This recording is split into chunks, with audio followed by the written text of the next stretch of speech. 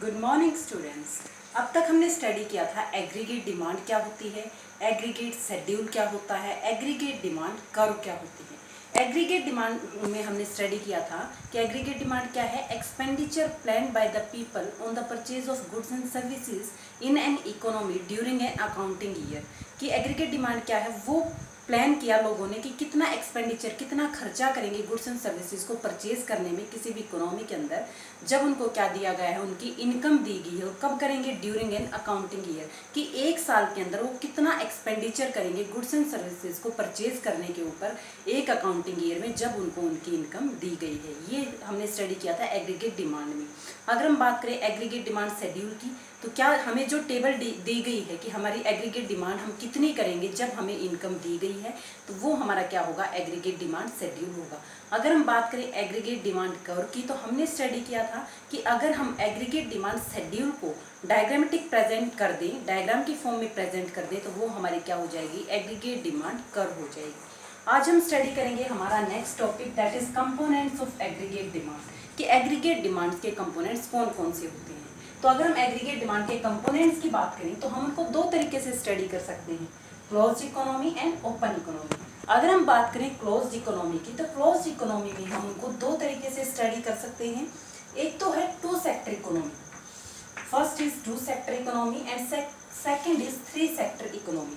अगर हम बात करें टू सेक्टर इकोनॉमी की, क्लोज्ड इकोनॉमी के अंदर अगर हम टू सेक्टर इकोनॉमी की बात करें तो हम कंपोनेंट्स ऑफ एग्रीगेट डिमांड को किस तरीके से स्टडी कर सकते हैं। जब हम टू सेक्टर इकोनॉमी की बात करते हैं तो हमारे पास कौन कौन से सेक्टर आएंगे, house hold sector and producer sector, क्योंकि हमने यहाँ पे किसके बारे में बात की है, टू सेक्टर इकोनॉमी के बारे में बात की है। यहाँ पे गवर्नमेंट सेक्टर का कोई रोल नहीं होता, गवर्नमेंट सेक्टर को हम इंक्लूड नहीं करते। जब टू सेक्टर इकोनॉमी होती है तो हम वहाँ बात करते हैं हाउस होल्ड सेक्टर की और प्रोड्यूसर सेक्टर की। तो हाउस होल्ड सेक्टर यहाँ पे क्या करेगा, परचेज करेगा गुड्स एंड सर्विसेज और उनके ऊपर क्या करेगा, एक्सपेंडिचर करेगा। हाउस होल्ड सेक्टर कौन सा होता है, जो एक्सपेंडिचर करता है, खर्चा करता है गुड्स एंड सर्विसेज को परचेज करने के लिए। और किस लिए परचेज करता है गुड्स एंड सर्विसेज को, अपने कंजप्शन के लिए। तो हाउस होल्ड सेक्टर क्या करेगा, एक्सपेंडिचर करेगा गुड्स एंड सर्विसेज को परचेज करने के लिए, अपने कंजप्शन के लिए। अगर हम बात करें दूसरे सेक्टर की, तो वो कौन सा होगा, प्रोड्यूसर सेक्टर। प्रोड्यूसर सेक्टर कौन सा होता है, जो गुड्स एंड सर्विसेज को परचेज करता है, किस लिए, प्रोडक्शन करने के लिए। गुड्स एंड सर्विसेज को परचेज करेगा प्रोडक्शन करने के लिए, और अगर वो उससे प्रोडक्शन करेगा, उसको सेल करेगा, तो उसके लिए वो क्या होगी, एक इन्वेस्टमेंट होगी।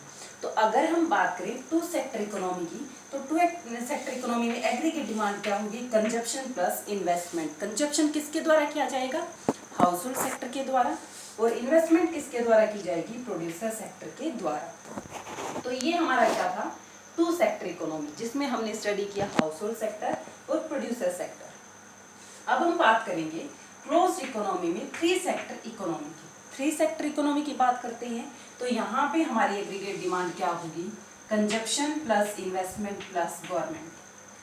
कंजप्शन में वही क्या आएगा, कंजप्शन कौन करेगा, हाउस होल्ड सेक्टर करेगा। हाउस होल्ड सेक्टर कंजप्शन क्यों करेगा, गुड्स एंड सर्विसेज को परचेज करेगा डेली यूज के लिए। इन्वेस्टमेंट कौन करेगा, प्रोड्यूसर सेक्टर करेगा। क्यों करेगा, क्योंकि वो गुड्स एंड सर्विसेज को परचेज करेगा और उनको क्या करेगा, अपने प्रोडक्शन में लगाएगा, इसलिए उनके लिए वो क्या होगी, इन्वेस्टमेंट होगी। यहाँ पे थ्री सेक्टर इकोनॉमी, यहाँ पे इसलिए कौन सा सेक्टर आ जाएगा, गवर्नमेंट सेक्टर। और गवर्नमेंट सेक्टर क्या करता है, गवर्नमेंट सेक्टर एक्सपेंडिचर भी करता है और इन्वेस्टमेंट भी करता है। अगर हम बात करें गवर्नमेंट सेक्टर के एक्सपेंडिचर के बारे में, तो किसके ऊपर एक्सपेंडिचर करेगा गवर्नमेंट सेक्टर, जैसे हमारे डिफेंस फोर्सेस हैं, उनकी क्लोथिंग के लिए, उनकी फूड के लिए क्या करेगा, गवर्नमेंट सेक्टर एक्सपेंडिचर करेगा। अगर हम इन्वेस्टमेंट की बात करें तो गवर्नमेंट सेक्टर इन्वेस्टमेंट किस तरीके से करता है, ब्रिजेस हो गए, रोड्स हो गए, उनको बनाने में गवर्नमेंट सेक्टर क्या करता है, इन्वेस्टमेंट करता है। इसलिए हमने स्टडी किया कि थ्री सेक्टर इकोनॉमी में एग्रीगेट डिमांड क्या होगी, कंजप्शन हाउस होल्ड सेक्टर के द्वारा, इन्वेस्टमेंट प्रोड्यूसर सेक्टर के द्वारा, और गवर्नमेंट सेक्टर के द्वारा क्या किया जाएगा, गवर्नमेंट एक्सपेंडिचर प्लस इन्वेस्टमेंट। ये था हमारा क्लोज्ड इकोनॉमी के बारे में। अब हम स्टडी करेंगे second, that is open economy. Open economy के बारे में कि किस तरीके से हम कंपोनेंट्स ऑफ एग्रीगेट डिमांड को स्टडी करेंगे। ओपन इकोनॉमी में हम इंक्लूड करेंगे हाउस होल्ड सेक्टर, जो क्या करेगा, एक्सपेंडिचर करेगा गुड्स एंड सर्विसेज के ऊपर, क्या करने के लिए, कंज्यूम करने के लिए, इसलिए हाउस होल्ड सेक्टर इंक्लूड होगा। सेकंड है प्रोड्यूसर सेक्टर। प्रोड्यूसर सेक्टर क्या करेगा, गुड एंड सर्विसेज को परचेज करेगा प्रोडक्शन में लगाने के लिए, इसलिए उनके लिए क्या हो जाएगी, इन्वेस्टमेंट हो जाएगी। Third is government sector. Government sector क्या करेगा?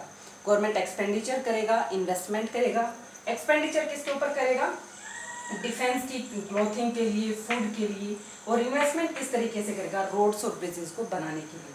तो थर्ड हमारा क्या होगा? Government sector. And fourth is rest of the world. Rest of the world में हम किसको इंक्लूड करते हैं? एक्सपोर्ट एंड इंपोर्ट को। एक्सपोर्ट क्या होता है? जब हमारे पास कोई भी गुड ज़्यादा क्वांटिटी में है तो हम उसको क्या कर देते हैं? रेस्ट ऑफ द वर्ल्ड को सेल कर देते हैं। तो वो हमारा क्या हो जाता है? एक्सपोर्ट। और एक्सपोर्ट को हम डिनोट करते हैं एक्स से। और एम क्या होता है? इंपोर्ट। कि कोई भी प्रोडक्ट है उसकी हमारी इकोनॉमी के अंदर कमी है तो हम क्या करते हैं? रेस्ट ऑफ द वर्ल्ड से उस प्रोडक्ट को परचेज करते हैं। और जब हम किसी भी प्रोडक्ट को परचेज करेंगे तो रेस्ट ऑफ द वर्ल्ड को क्या देंगे? अपनी करेंसी देंगे पेमेंट की फॉर्म में। तो इसकी वजह से क्या होगा? यहाँ पे हम क्या करेंगे? जो एक्सपोर्ट करेंगे उसमें से जो हमने इंपोर्ट के लिए अपनी करेंसी दी दूसरी कंट्री को, उसको लेस कर देंगे। तो एक्सपोर्ट माइनस इंपोर्ट क्या हो जाएगा? रेस्ट ऑफ द वर्ल्ड आ जाएगा। ये हमारी कौन सी इकोनॉमी थी? Open economy. अब हम स्टडी करेंगे एग्रीगेट सप्लाई। कि एग्रीगेट सप्लाई क्या होता है? एग्रीगेट डिमांड में हमने क्या स्टडी किया था? कि प्लान करेंगे पीपल कि किस तरीके से हम गुड्स एंड सर्विसेज को परचेज करें एक अकाउंटिंग ईयर में। अब हम बात करेंगे एग्रीगेट सप्लाई की। एग्रीगेट सप्लाई क्या होती है? Aggregate production plan by the producer. कि प्रोड्यूसर ने कितना प्लान किया? Aggregate production plan by the producer during an accounting year. कि एक साल के अंदर हम कितना प्रोडक्शन करेंगे वो प्लान किया गया प्रोड्यूसर के द्वारा। और ये किस चीज़ को इम्प्लाई करता है? Flow of goods and services during an accounting year. ये फ्लो को शो करता है। किस चीज़ को शो करेगा? Flow of goods and services during an accounting year. और ये क्या है? प्लान प्रोडक्शन है, एक्चुअल आउटपुट नहीं है। क्यों? क्योंकि ये क्या है? Aggregate supply. यहाँ पे हमने क्या स्टडी किया कि ये हमारा एक्चुअल में आउटपुट नहीं है। यहाँ पे एक प्रोड्यूसर क्या करेगा? सिर्फ प्लानिंग करेगा कि मेरे को कितना प्रोडक्शन करना है, वो प्लान करता है। तो यहाँ पे क्या होगा? अगर प्रोडक्शन होगा तो इसकी वजह से क्या होगी? वैल्यू एडिशन होगी। गुड्स बनेंगे, गुड्स को सेल करेंगे, वैल्यू ऐड होगी। वैल्यू एडिशन होगी तो हमारी क्या होगी? इनकम जनरेट होगी। तो इसलिए हम क्या करेंगे? जो हमारी एग्रीगेट सप्लाई है और जो हमारी इनकम है वो क्या है? एक दूसरे के इक्वल है। तो यहाँ पे हमारी एग्रीगेट सप्लाई और इनकम क्या है? दोनों इक्वल हैं। इसलिए हमारी डिमांड है वो 45 डिग्री के एंगल पे बनेगी। कि हम क्या करेंगे? अगर हमारी इनकम इंक्रीज होगी तो हमारी एग्रीगेट सप्लाई भी इंक्रीज होगी। तो स्टूडेंट्स, हमने स्टडी किया कि एग्रीगेट सप्लाई और उसको हम किस तरीके से शो करते हैं। सो टॉपिक कंप्लीटेड। Thank you.